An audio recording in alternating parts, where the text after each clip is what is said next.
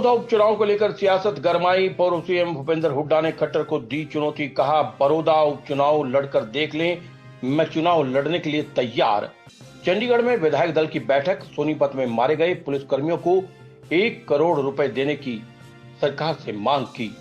सोनीपत पहुंचे भूपेंद्र सिंह हुड्डा ने बड़ौदा उपचुनाव में सीधा मुख्यमंत्री मनोहर लाल खट्टर को चुनौती देते हुए कहा कि जनता कितनी सरकार में भागीदारी चाहती है, अगर मुख्यमंत्री को इसकी बानगी देखनी है तो वो खुद बड़ौदा उपचुनाव लड़कर देख लें, मैं मुख्यमंत्री के सामने चुनाव लड़ने के लिए तैयार हूं।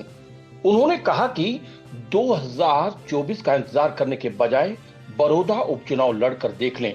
भूपेंद्र सिंह हुड्डा ने जेजेपी पर भी निशाना साधा और कहा कि ये पार्टी बिकाऊ है और लोगों को भड़काने वाली पार्टी है, जो वोट किसी के नाम पर लेते हैं और सपोर्ट किसी को करते हैं। हुड्डा बड़ौदा उपचुनाव को लेकर चंडीगढ़ में विधायक दल की बैठक कर आगे की रणनीति तैयार कर रहे थे। साथ ही उन्होंने कहा कि हरियाणा के लोग स्वाभिमानी हैं और भ्रष्टाचार, अपराध, महंगाई में सरकार के सहभागी नहीं बनेंगे और बड़ौदा उपचुनाव में इसका मुंह तोड़ जवाब जनता देगी। सोनीपत के बड़ौदा उपचुनाव में हर पार्टी ने अपनी ताकत झोंक दी है। बड़ौदा उपचुनाव को लेकर खुद मुख्यमंत्री मनोहर लाल खट्टर जहां बड़ौदा का दौरा कर चुके हैं, वहीं भूपेंद्र सिंह हुड्डा ने अब मुख्यमंत्री मनोहर लाल खट्टर को चुनौती दे दी है। उन्होंने कहा कि इससे पहले बड़ौदा की याद मुख्यमंत्री को कभी नहीं आई और अब बड़ौदा पहुंचकर बड़ौदा की जनता को अलग अलग प्रपोजल दे रहे हैं, जो कि एक मुख्यमंत्री को शोभा नहीं देता। उन्होंने मनोहर लाल खट्टर को चुनौती देते हुए कहा, अगर उन्हें जनाधार देखना है तो वो बड़ौदा से चुनाव लड़कर देख लें। उन्हें चुनौती देने के लिए मैं बड़ौदा से चुनाव लड़ने के लिए तैयार हूं। उन्होंने कहा कि चुनाव 2024 में होने हैं, लेकिन अगर उन्हें जनाधार देखना है तो इंतजार किस लिए, अभी बड़ौदा चुनाव में पता चल जाएगा जनता किसके साथ है। उन्होंने कहा कि आज अपराध, महंगाई, भ्रष्टाचार चरम पर हैं, ऐसे में लोग बिल्कुल सरकार की सहयोगी नहीं बनेंगे, क्योंकि हरियाणा के लोग स्वाभिमानी हैं। बड़ौदा उपचुनाव में बीजेपी को सबक सिखाने का काम जनता करेगी। भूपेंद्र सिंह हुड्डा ने कहा कि किसान, मजदूर, कर्मचारी हर वर्ग बीजेपी से दुखी है। उन्होंने कहा कि सरकार किसान की आय 2022 तक दोगुनी करने की बात कह रही थी, लेकिन पेट्रोल डीजल के दाम बढ़ाकर किसान की कमर तोड़ने का काम किया है इस सरकार ने। आम आदमी महंगाई से त्रस्त है, लेकिन सरकार में भ्रष्टाचार ही भ्रष्टाचार है। कांग्रेस की गरीबों को दिए जाने वाले प्लॉट, मकान, जन हितैषी योजनाओं को भी सरकार ने ठंडे बस्ते में डाल रखा है। आज हरियाणा बेरोजगारी, अपराध में नंबर 1 है। लगातार प्रदेश में कर्ज बढ़ रहा है। तो हमारे सीमाओं पे बहादुर सैनिकों ने कुर्बानी दी, उनको श्रद्धांजलि अर्पित करते हैं। और जो हमारे बड़े भाई विधायक थे श्री कृष्ण हुड्डा जी बड़ौदा से, वो आज हमारे बीच में नहीं है, तो उनको श्रद्धांजलि अर्पित करते हैं। और जो 2 पुलिसकर्मी भी मारे गए अपनी ड्यूटी देते हुए, उनको भी हम श्रद्धांजलि देते हैं। सबको पता है मेरे समय में, हमारे समय में पानी कितने दिन आता था खेतों में, आज कितने दिन के बाद पानी आ रहा है यहाँ, सबको मालूम है। बिजली कितने घंटे गांव में जाती थी, आज कितने घंटे जा रही है। ट्यूबवेल को कितनी बिजली मिलती थी, आज कितनी मिल रही है, किसी को बताने की जरूरत नहीं, सबको मालूम है। कहीं भी एक भी कोई भी ऐसा पैमाना नहीं है उपलब्धि का जिसमें ये गिरा सके कि भाई हमने पानी बढ़ा दिया, हमने बिजली बढ़ा दी, हमने बिजली सस्ती कर दी। कोई नई यूनिवर्सिटी नहीं बनी, कोई मेट्रो की लाइन 1 इंच नहीं बढ़ी, कोई नई रेलवे लाइन नहीं लगी।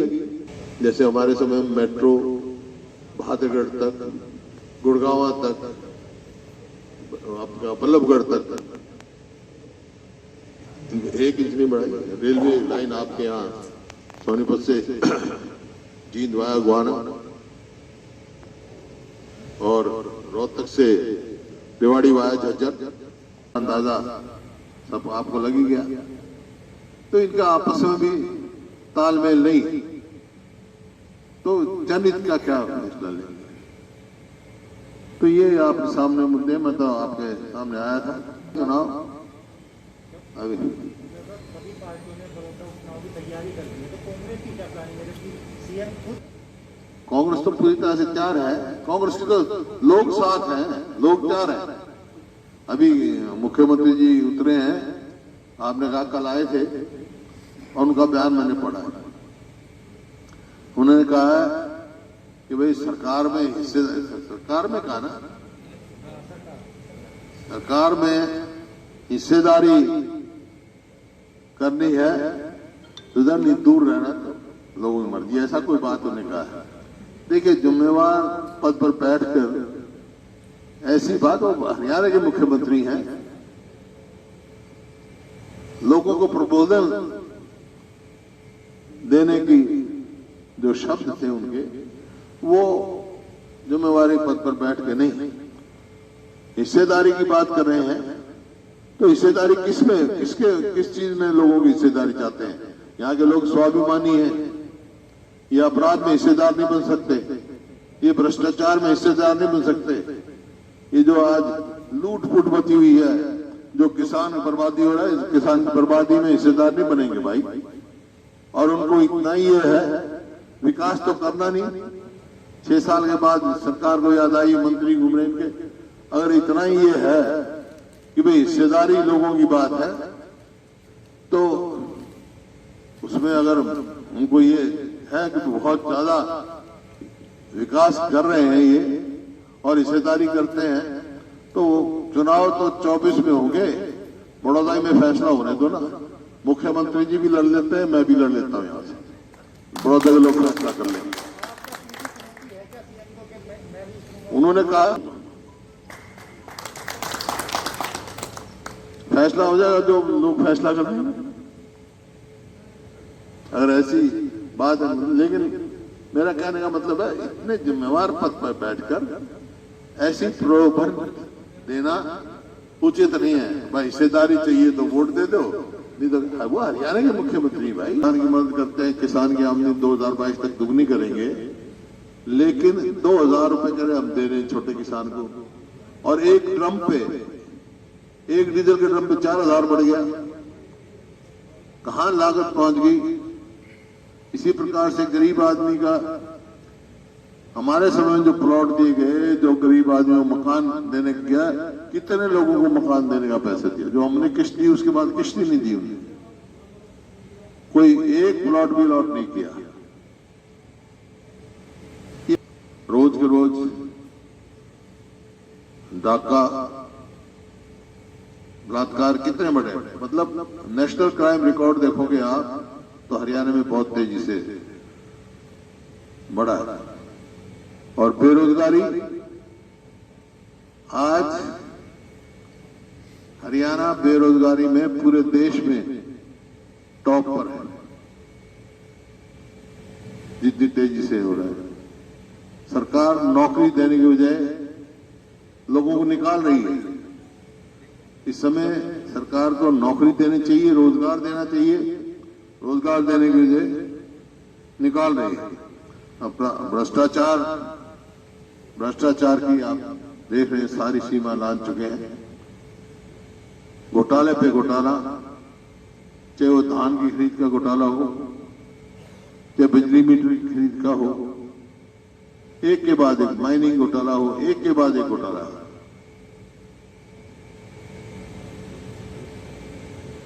तो सरकार का जो काम है कि आप को जन हित के काम करने चाहिए, कि जो भाई भ्रष्टाचार में डूबे हुए हैं, और संगठित, जैसे मैंने कहा, संगठित होकर लड़ना चाहिए। पक्ष और विपक्ष की तो बात संगठित होना ही चाहिए, लेकिन जो सरकार की जो चला रहे हैं ये खुद भी संगठित नहीं है। एक मुख्यमंत्री, कोई मंत्री कोई बयान देता है, फैसला कोई मिलता है। उन्होंने कोरोना वायरस पर बोलते हुए कहा कि कोरोना से निपटने की जिम्मेवारी अकेली सरकार की नहीं बल्कि लोगों की भी है, और लोगों ने चाहे शहर हो या गांव खुद अपना बचाव इस बीमारी से किया है। सरकार का इसमें कोई हाथ नहीं है, लोग अपनी सुरक्षा खुद कर रहे हैं।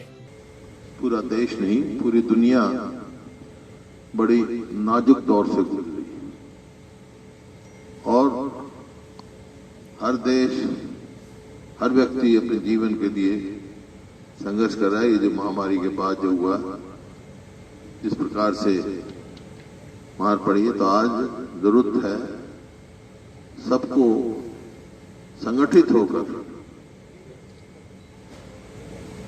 ये जो दौर है उसका मुकाबला करें। आज विभाजन का और इसका समय नहीं, तो सरकार को भी आज चाहिए। जैसे हरियाणा में जब शुरू हुआ तो जब पहला मीटिंग हुई, मैंने कहा था कि भाई विपक्ष जो है पूरी तरह से सरकार का सहयोग करे, समर्थन करे, लेकिन ये रवैया सरकार का भी होना चाहिए। इसके बहाने से जो पारदर्शिता आइए, हरियाणा के लोगों को खास तौर पे और गांव में खास तौर पे उनको बधाई देता हूं कि जो उन्होंने नियम का पालन किया। जैसे मान लो ताश इकट्ठा खेलते थे जिससे संक्रमण फैल सकता था, ताश खेलना छोड़ दिया उन्होंने। बैठे इकट्ठा हुक्का पीते थे, हुक्का पीना छोड़ दिया। इस प्रकार शहरों में भी लोगों ने पालन किया, तो लोगों ने खुद स्वयं को अपने आप बचाया। सरकार का नहीं, सरकार को तो मदद जो करनी चाहिए थी, जो उम्मीद थी सरकार को, खाली वो उम्मीद बिल्कुल नाउम्मीदी में बदल चुकी है। डीजल और पेट्रोल का भाव बढ़ रहा है, बढ़ाया गया। अंतर्राष्ट्रीय बाजार में सस्ता हो रहा है और यहां महंगा हो रहा है, और कई प्रदेशों में तो डीजल का पेट्रोल से भी ज्यादा भाव हो गया। ये पहली दफा हुआ है। और हरियाणा में तो कोरोना के नाम का अलग, और जीएसटी जो हमारे समय में 9.24 था, वो आज 18 करीब पहुंच गया, 17 कुछ। लोगों को राहत देने की बजाय किसान को, मजदूर को राहत नहीं दी गई। और जैसे मैं कह रहा था कि 5 सी हैं, आज हम 5 सीओ की चपेट में आ गए हरियाणा वाले। तो उसमें तो पूरी दुनिया आ गई। जैसे आपका चाइना है, देश है, चाइना के साथ है। सी से चाइना, सी से कोरोना, सी से करप्शन। इतनी हरियाणा में इतनी ज्यादा करप्शन है।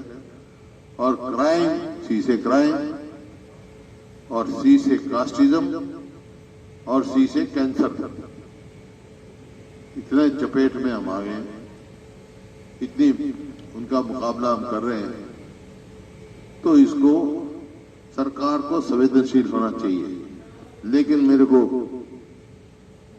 बड़े उससे कहना पड़ता है कि खास तौर पे किसान ये कोरोना के बाद जो किसान की दुर्दशा हुई है, गरीब आदमी जो दुर्दशा हुई है, हर वर्ग का, देखो व्यापारी की जो है, दुकान, छोटे दुकानदार की उम्मीद लगा रहे थे इनसे कि पैकेज आएगा, किसान का एमएसपी बढ़ेगा, इसका बोनस आएगा। हमने कहा था, आग्रह किया था, अब हमारे को ये विश्वास दिलाया था मुख्यमंत्री जी ने कि अगर केंद्र सरकार कोई बोनस नहीं देगी इस पर, गेहूं पर, तो हम देंगे, हरियाणा सरकार देगी। भूपेंद्र हुड्डा ने कहा कि चंडीगढ़ में विधायक दल की बैठक बुलाकर बड़ौदा उपचुनाव की रणनीति तैयार की जाएगी और जीतने वाले कैंडिडेट को चुनाव में उतारा जाएगा। साथ ही उन्होंने जेजेपी पर निशाना साधते हुए कहा कि ये बिकाऊ और लोगों को बहकाने वाली पार्टी है, जो वोट किसी के नाम की लेते हैं और सपोर्ट किसी को करते हैं। साथ ही पूर्व सीएम भूपेंद्र हुड्डा ने गोहाना में मारे गए 2 पुलिसकर्मियों के परिजनों को उत्तर प्रदेश सरकार की तर्ज पर 1 करोड़ रुपए देने की मांग की और कहा कि जब उत्तर प्रदेश 1 करोड़ रुपए दे सकता है तो हरियाणा सरकार क्यों नहीं दे सकती। और सपोर्ट किसी को, ये सब लोगों ने तमाशा देखा हुआ, क्या कह के वोट मांगी थी और क्या कर रहे हैं। तो वो तो उनके साथ ही है, लेकिन यहाँ ऐसी बात नहीं कहनी चाहिए। उनको कहना चाहिए भाई मैं हरियाणा का मुख्यमंत्री हूँ, पूरे हरियाणा का विकास कराऊंगा, आपका भी कराऊंगा। परिवार को नौकरी देनी चाहिए, कम से कम 50-50 लाख रुपए दोनों को देने चाहिए। अरे उत्तर प्रदेश 1 करोड़ दे रहा है कानपुर में, तो जब यूपी की जैसे स्टेट देता है तो यहाँ का हमारे ग्राम तो बहुत समृद्ध प्रदेश है। और अब तो खूब इन्होंने पैसा कोरोना के नाम पे और काफी लोगों ने चंदा भी दिया है।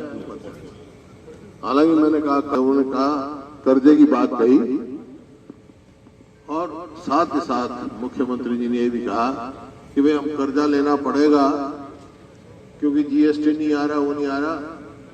तो बाद में मेरा नाम लेकर कहा, ये कहेंगे भी कर्जा बढ़ा दिया। मैंने उस समय कहा था, आज भी कहा कि भाई कर्जा ले हो, लेकिन अगर कर्जा लेते हो आप गरीब आदमी की मदद के लिए, किसान को बोनस देने के लिए, तो कभी उसका सवाल नहीं उठाऊंगा। लेकिन आगे पहले जो कर्जा लिया, बाद में कर्जा लिया, उसका सवाल उठाऊंगा। 60,000 करोड़ कर्जा था जिस दिन मैंने सरकार छोड़ी, और आज कोरोना से पहले ही 2 लाख के करीब टच कर गया। आदेश त्यागी की रिपोर्ट।